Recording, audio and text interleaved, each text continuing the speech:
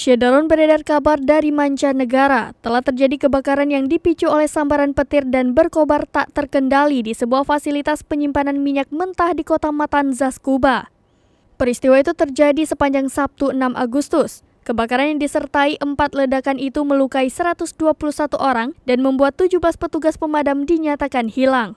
Upaya pemadaman di Matanzas Supertanker Base berlangsung sepanjang Sabtu sejak pertama kali berkobar di tengah badai petir pada Jumat malam. Sekitar 800 orang telah dievakuasi dari permukiman yang berada di dekat lokasi kejadian.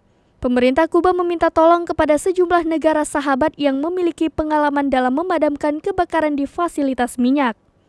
Kantor berita Cuban News Agency mengatakan bahwa petir menyambar salah satu tangki minyak di Matanzas Supertanker Base, memicu terjadinya ledakan dan kebakaran. Kobaran api itu kemudian merembet ke tangki kedua.